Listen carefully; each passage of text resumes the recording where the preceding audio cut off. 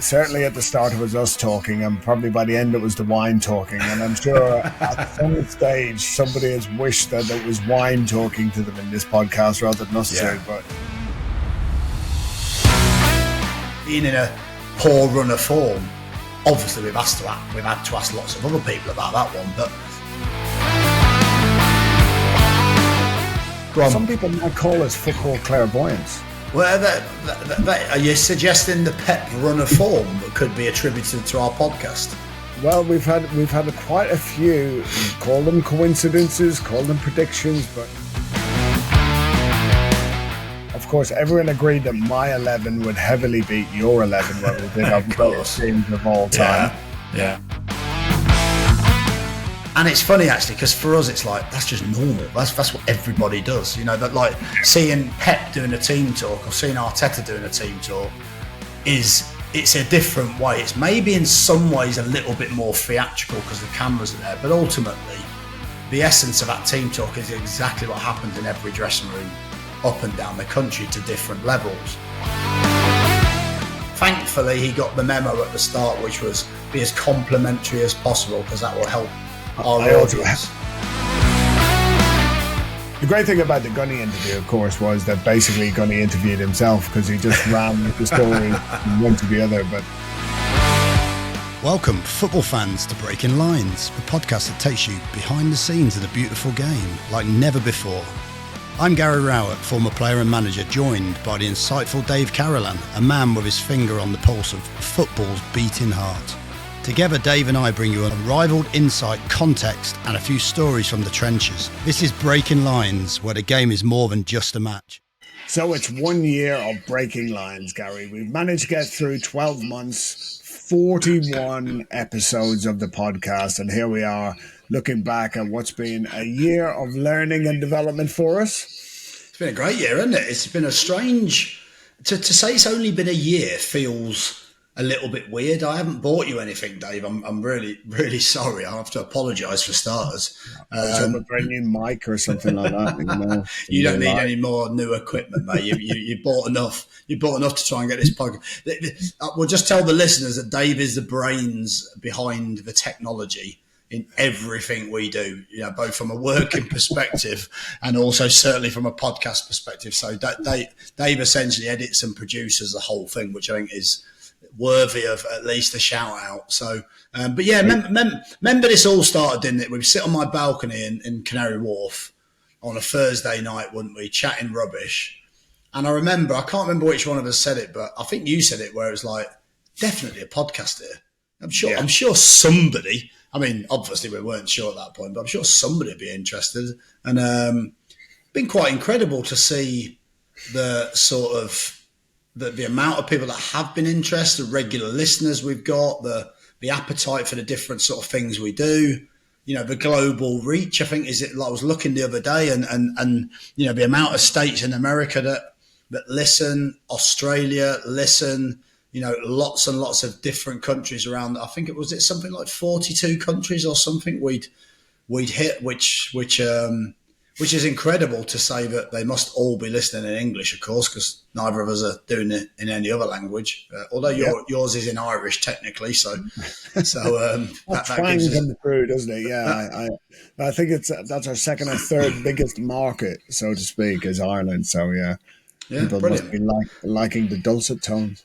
There you go. That's what it is. It's all the women there that are listening to your Irish brogue, Dave. But yeah, you know, when you look back on it, yeah, those Thursday nights where, yeah, certainly at the start it was us talking, and probably by the end it was the wine talking. And I'm sure at some stage somebody has wished that it was wine talking to them in this podcast rather than us two. But yeah, that's a mistake we made. We've covered some great topics in the 41 episodes. We've covered everything, haven't we? From sackings to planning for games, around the whole analysis side, pre-season, close season, transfers, everything. We've tried to give the viewers a real insight into what goes on behind the dressing room door.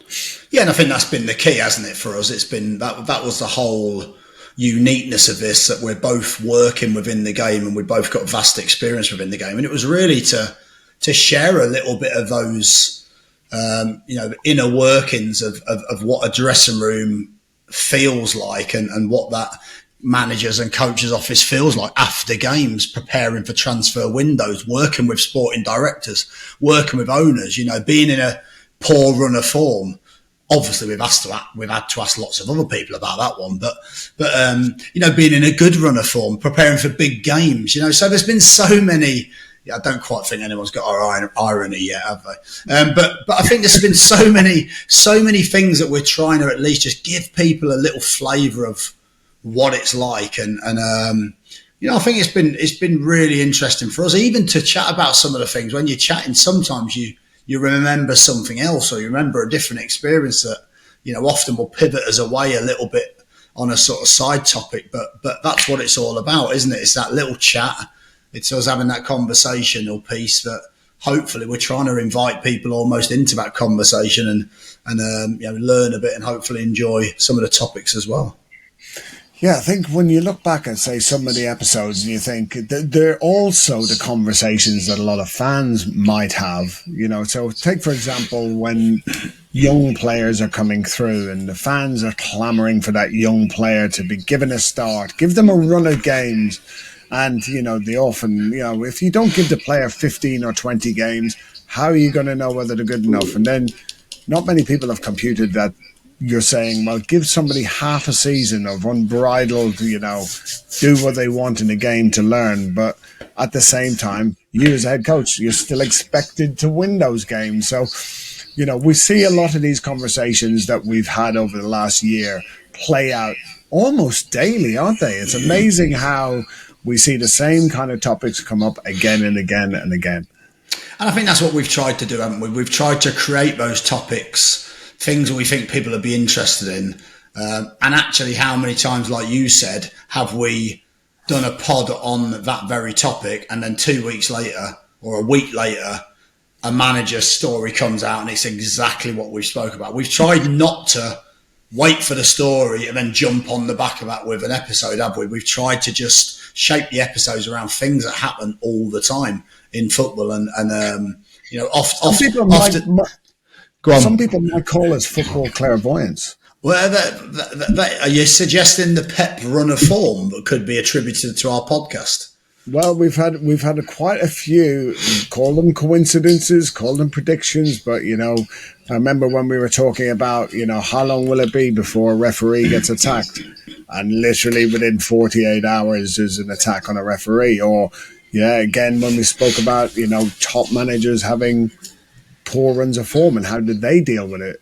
Because there's always that question, isn't there? Would that top manager be able to cut it at League Two with an average squad instead of top players? But so many times we've talked about something and it's happened very soon afterwards. What was the other one? I'm trying to think about the other one that we did, because we were really but it was a media one, wasn't it? Is when are we going to get that locker room mentality we spoke about? And all of a sudden, after that, and I've heard this actually working in the media currently, that they're talking about getting a player who's maybe been substituted at the end of a game, right at the end as they're walking off to be interviewed.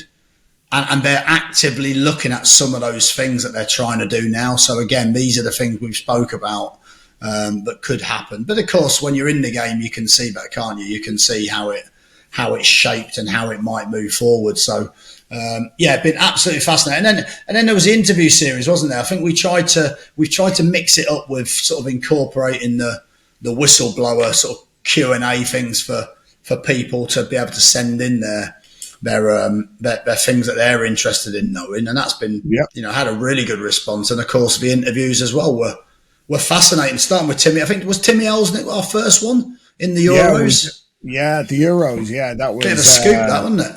That was a scoop, and it ran wild in the national media, or at least in the Derby Telegraph at that time.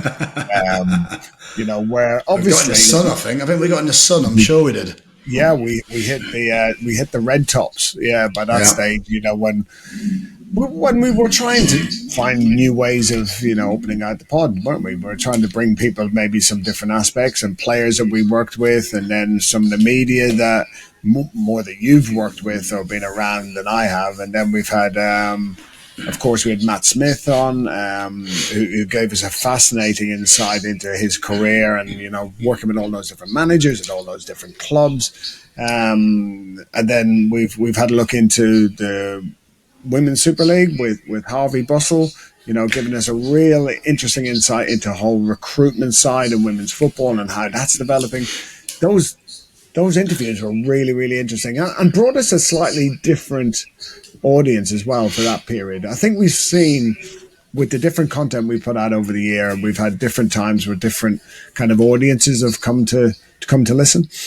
Yeah, absolutely. And I think that's what it does, doesn't it? Those interviews are it's for us to try and create a little bit of trust. And I think it's interesting when you're in the game and you're interviewing someone in the game, it feels like they're happy to open up a little bit more. They're less guarded.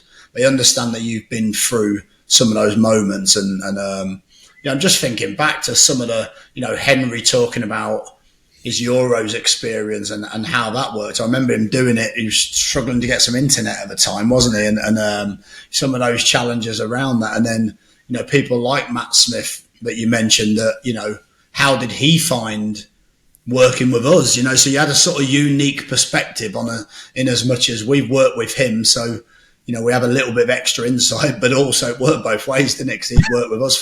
Thankfully, he got the memo at the start, which was be as complimentary as possible because that will help our audience. I also heavily edited that one, so took out all the bits where you were terrible. Yeah. Not you, us. And it was a challenge as well, wasn't it? Because obviously we're not trained journalists, are we? So we were trying to do it in our own way. So fascinating insight and fascinating into how every one of those people were different in the way that they did it. Gunny wanted to sort of tell those stories, didn't he? And he wanted to share some brilliant stories about, someone slapping Lothar Matthäus around the face. It was absolutely brilliant. I think that was one of our biggest YouTube clips, wasn't it? The day he slapped Lothar Matthäus around the face. I can imagine people searching, thinking, "Oh my God, what's this clip? I'm going to click on this." Thankfully, there wasn't any footage, unfortunately, was there? Heavy increase in listeners from Germany that week, yeah, and Scotland, yeah. Yes, yeah. No, it's been good. The great thing about the Gunny interview, of course, was that basically Gunny interviewed himself because he just ran the story from one to the other. But great stories nonetheless about being Alex Ferguson's babysitter all the way up to the great European nights that they had with Norwich. But yeah, we've kind of had a great fun time doing it as well, haven't we? Trying to keep it as relevant as possible. One thing that's fascinated me throughout the whole year is as it's grown, that I've been on pitches where referees have said that they've listened to it, staff, players have said that they listen to it. So I've worked out the numbers. I think we've got 7 million listeners. It's somewhere around the world, but yeah, it's always interesting when people come up from opponents, coaches or the staff, or even, as I said, the referees, and saying, "Yeah, we really like the pod. We enjoy the content and the different insights." I had exactly the same thing. I went and did a referees day at Loughborough to help support them in something that they needed a manager to be part of. And I had about 2 referees. I don't know if they were buttering me up before because I had to go and give them a tough time in the dressing room or in the referees' room, and they said the same. "Oh, we really enjoy your podcast. It's really good."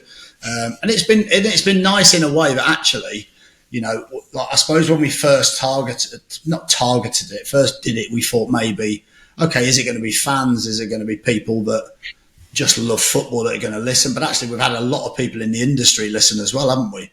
At different levels of the industry, and in completely different roles. And I think that's been just as important for us as the fans of different clubs. I mean, there might be some. It's interesting, really. I wonder how many fans are out there that will attribute, particularly like me, to a club and not want to listen, but actually not realise that a lot of the stuff is not generic. What I mean by that is just the insight from our experiences. Not, there's nothing personal with any of the clubs. We don't really discuss that type of thing, do we? What we discuss is our experiences and how it's sort of shaped where we are now. And hopefully, people have enjoyed that. Yeah, and we've not tried to make it a kiss and tell. There are other podcasts out there that'll tell great sensationalist stories, whereas we'll probably keep we'll probably keep it truer to ourselves in some ways, which is keep it relatively straight down the middle. But yeah, it is saved a few people, that Dave. That saved a few people. I think the fact that we have that professional outlook. Yeah.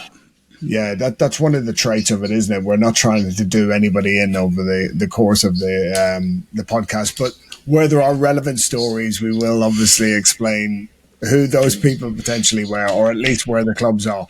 Or certainly for the fans who listen, they'll probably have worked out what we're talking about anyway. But sometimes no names are mentioned. But yeah, we've enjoyed the different types of topics, and certainly I really enjoyed when we got the listener questions coming in, because for all the things that are in our heads, the whole audience we were looking to appeal to are those people who've got a real deep insight or interest in the game, who want to ask the questions like, what exactly happens? So, for example, one of the great ones we did was about halftime strategies. And you see that play out every week, don't you? We suddenly see, for example, a team that's 2-0 down, something happens at halftime, they come back and win the second half, and you think, what's he said at halftime? Yeah, that's the bit that we're trying to fill in the gaps, aren't we? Of people's because it always amazes me actually when you see some of these. For example, you see a lot of these sort of Netflix or Amazon Prime these documentaries, and people will go, "Oh, that's incredible." And it's funny actually, because for us, it's like, that's just normal. That's what everybody does, But like seeing Pep doing a team talk or seeing Arteta doing a team talk it's a different way. It's maybe in some ways a little bit more theatrical because the cameras are there, but ultimately the essence of that team talk is exactly what happens in every dressing room up and down the country to different levels. And I think some of those questions have been really, really insightful. Some of them, of course, we couldn't answer. We had quite a lot of, Gary, why didn't you play so-and-so when you were at, Millwall or whatever, or what, and of course, we unfortunately for everyone, we haven't been able to answer every single request because we tried not to be sort of opinionated on things that has happened to us in clubs. That's not really our remit, is it? So. But yeah, I think that's been a really popular one. The Whistleblowers. How many have we done? Have we done about 3 of those? We've done 4 Whistleblowers. 4, okay. That was good. Yeah, we did a Room 101. We're due another one of those to come up soon. Yeah, I like that one. Of course, everyone agreed that my 11 would heavily beat your 11 when we did our greatest teams of all time. Yeah, okay. Of course, we had the impact analysis series. That was good. So again, looking at the future trends of the game and how that's going to impact football as we know it for the next number of years, because people are going to look at the game and observe the game and coach the game differently. Yeah, that was a fascinating one. I really enjoyed that one, and the fact that actually we could show some of that on the YouTube episode, but we could actually show some of the way that they've not only developed their system but also how they present that system. Hopefully that was fascinating. That was a challenging one, wasn't it? Because it was kind of, what would this sound just on audio if someone's listening to driving in their car, but also could you watch it, because that's where you got the real bang for your buck, if you like. But yeah, Robert was brilliant in that one. So yeah, I'm sure plenty more to come. I mean, what have we've done? How many episodes? I mean, we've been pretty consistent, haven't we? How many episodes have we done in total? Yeah, we done 41, and in that time, we also had a spell in at Birmingham City at the end of last year. So that was putting us under. We had to take almost a little bit of an enforced break there while we concentrated on trying to finish that job. So yeah, that was probably the biggest break that we had, and then we had a couple of other periods, because we obviously started off a year ago just audio only. You couldn't see us. That's right, in the studio, little studio in Canary Wharf, what we looked like. Thankfully. Maybe that was more popular. Were we getting more listeners back then? Actually, we were back then. Yeah, so maybe that's telling us something. Maybe people don't want to see us, but we started off in a studio down in Canary Wharf. Yeah, we had a go at doing one in a cafe. We've done them in hotels. We've done them now remotely for the last 6 months or so. Remember the hotel one? Sorry, remember the hotel one where it was a massive room and we sat in a corner and a guy started doing a golf lesson. and decided to stand about 2 meters away from us, and he had about 40 meters of space. That was a bit bizarre, wasn't it? We were learning lessons in those days. We had one in a rental property where the sun started shining halfway through the podcast in my eyes, right. I think it was, and of course, I'm sure that from a production perspective, Dave, you've learned an awful lot of lessons, but it's been fun. Yeah, I now realise why podcasters who are professional bring crews of people and record in 8K rather than try and do it off 2 cameras that they had in their back pocket yesterday. But yeah, no, it's been great fun, and we thank everybody who supported us along the way. Absolutely. Not only the listeners, but the people who were kind enough to give their time to come and be interviewed, and thankfully didn't ask for any kind of money for that. So we're really appreciative of that part. And of course, all the feedback we've had likes and comments and subscribers on all different channels, which has made us feel a little bit enthused to keep going with it. Absolutely, Dave. Absolutely. One last thing, mate. If you got one thing for Christmas, what would it be? I'd probably have to say another microphone so I could hear myself twice. Oh, that's so sad. That's so sad. I'm going for a job. Oh, well, good luck with that. Job. Yeah, there you go. We played a sack in season 1 again and see if it works. Well, Sanchez has got the sack, hasn't he? You know, so if anyone's got to have a job, it'll probably be Santa Claus. But yeah, it's been a great first year of the pod, 41 down. And of course, if any of the listeners or viewers out there have got any topics that they'd like to suggest, fire them over. If we want to do a full length on something that's burning inside your brain that you want to ask us, please fire them over. Sounds good. Yeah, please do. All right. Thanks, everyone. And we'll see you on the next pod. Cheers, guys.